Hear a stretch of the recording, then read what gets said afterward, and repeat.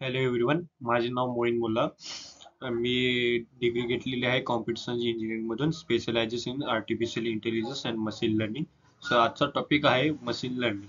What is machine learning? So आज आपण बघणार आहोत की मशीन लर्निंग काय आहे, कसं ते वर्क होते. सो बघूया आपण. So why the need of machine learning. आपल्याला मशीन लर्निंग गरजेचे का आहे?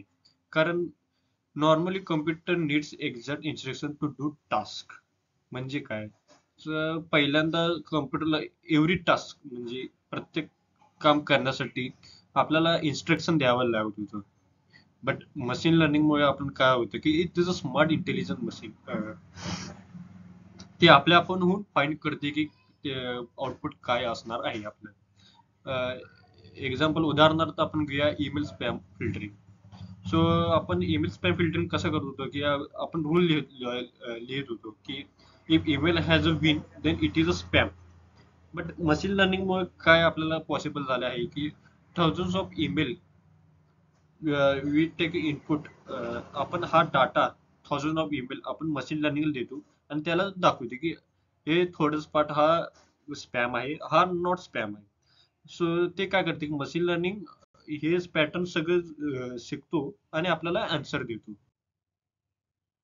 So defining machine learning. So machine learning काय आहे, आपण कसं काय म्हणू शकतो, कुठल्या ह्याला मशीन लर्निंग काय आहे? So machine learning it is a part of artificial intelligence.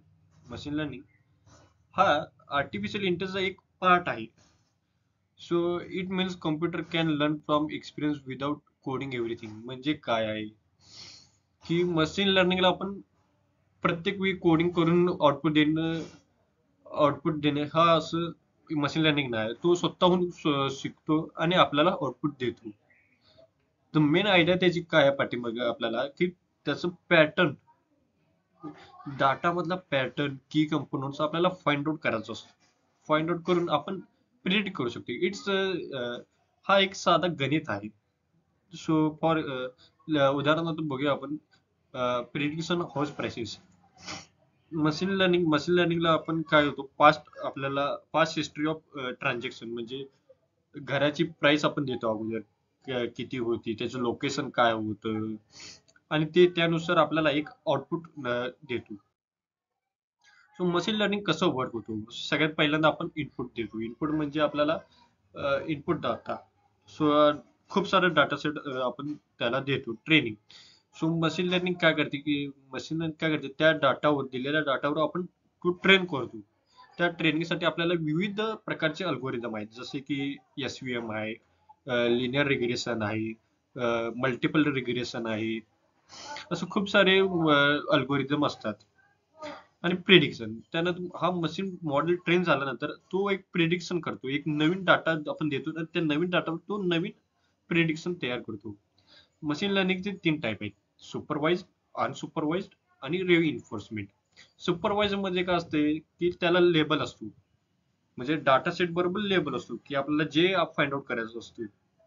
म्हणजे फॉर एक्झाम्पल स्पॅम और नॉट स्पॅम, आपल्याला ईमेल स्पॅम आहे की नाही आहे ते फाइंड आउट करण्यासाठी डाटा सेट मध्येच लेबल असतो की हा स्पॅम, हा एक्झाम्पल स्पॅम आहे, हा एक्झाम्पल नॉट स्पॅम आहे.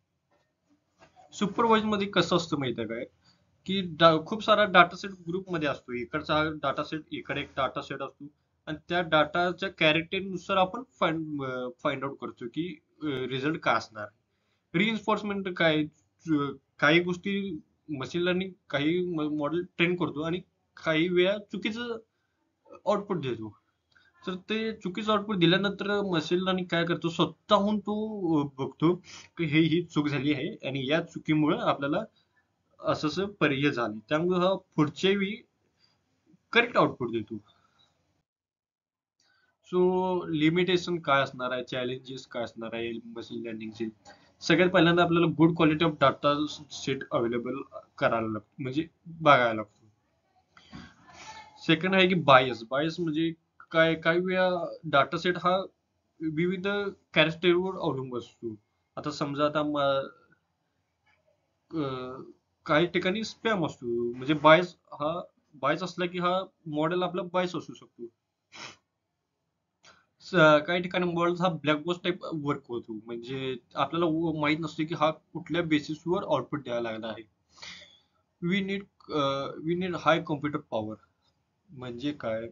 आपल्याला मशीन लर्निंग ट्रेन करण्यासाठी खूप मोठ्या प्रमाणात जीपीयू, सर्व्हर, हार्डवेअर, सॉफ्टवेअर खूप प्रमाणात लागतं. त्याची ओव्हरफिटिंग म्हणजे काही प्रमाणात आपण डाटा सेट दिला जातो. काही काही ठिकाणी डाटा एक एक डाटा पॉईंट खूप वेगळ्या ठिकाणी असतो. एक पॉईंट थोडासा वेगळा असतो. तर त्यामुळे मशीनला लर्निंगसाठी काही ठिकाणी ओव्हरफिटिंग होतो.